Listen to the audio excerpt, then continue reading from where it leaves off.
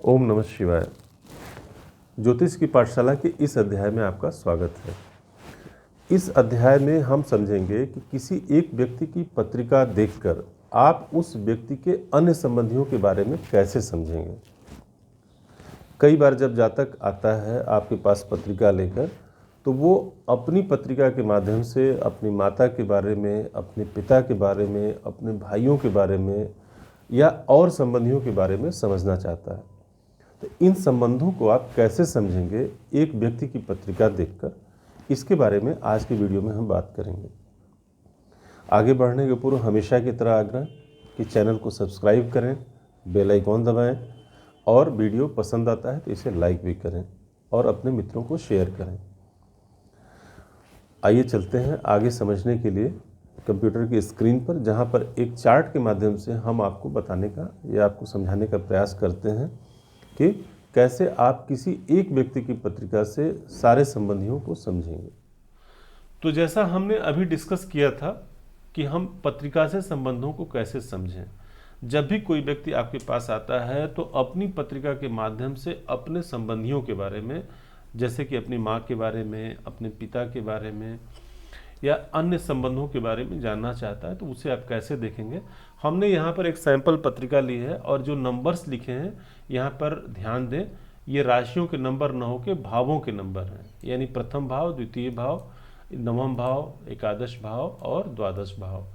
इसको आप भली भांति समझ लें कि ये भावों के नंबर हैं, कोई राशियों के नंबर नहीं है।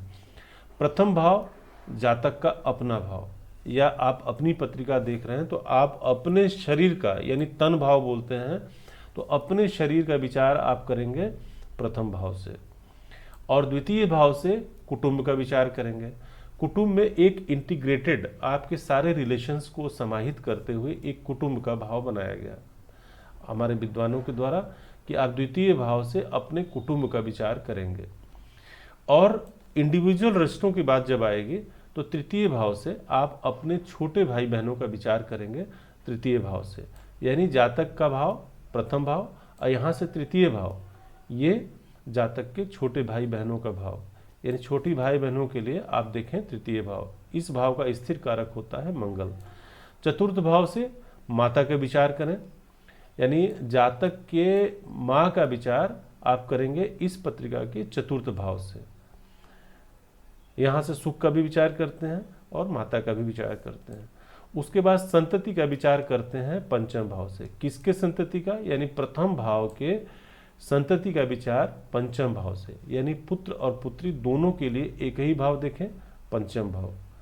इस भाव से संतति का विचार करते हैं, जैसा मैंने बताया। छठे भाव से, अभी जैसा इस बात को आप भली भांति समझ लें, जैसे आपने यहाँ प्रथम भाव से तृतीय भाव इस जातक के छोटे भाई बहनों का है, इस प्रकार माता के भाव से तृतीय भाव यानी छठा भाव, यहाँ से मामा और मौसी के बारे में विचार करें।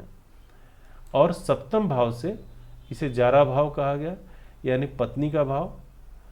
स्पाउस के लिए आप सप्तम भाव का विचार करें। और चतुर्थ से चतुर्थ होने के नाते माँ की माँ का विचार, यानी नानी का विचार भी आप सप्तम भाव से करें। और नवम भाव से आप पंचम से पंचम होने के नाते अपने पौत्र का धर्म का विचार आप नवम भाव से करें। और दशम भाव से पिता का विचार करें, क्योंकि चतुर्थ से सप्तम होने के नाते ये आपका पिता का भाव है। और एकादश भाव से आप छोटे भाई बहनों का तो विचार आपने तृतीय भाव से किया था, एकादश भाव से बड़े भाई बहनों का विचार करें आप। तो ये रहा संबंधों के बारे में, आप पत्रिका के किन भाव से किन को देखेंगे। द्वादश भाव से आप नाना का भी विचार कर सकते हैं। विद्वानों में थोड़ा नवम भाव और दशम भाव को लेकर के थोड़ी सी मतभेद की स्थिति पाई जाती है। बहुत सारे विद्वान नवम भाव से पिता को देखते हैं, लेकिन बहुतायत में यानी अधिकांश विद्वान दशम भाव को ही पिता का भाव मानते हैं।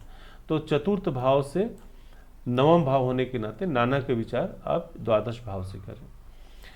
और एक बात इसमें मैं ऐड करना चाहूँगा अपनी तरफ से कि हर किसी की अपनी व्यक्तिगत पत्रिका होती है, तो इसको देखने से सिर्फ आपको एक झलक कह सकते हैं, यानी एक रिफ्लेक्शन मिलेगा आउटलाइन का कि हाँ, यहाँ से आप इस विचार हल्के फुल्के तौर पर कर सकते हैं।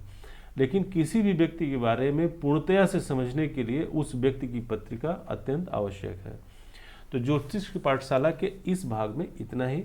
शेष हम लोग मिलते हैं, और ज्योतिष की पाठशाला के शेष वीडियो भी आप अवश्य देखें। धन्यवाद।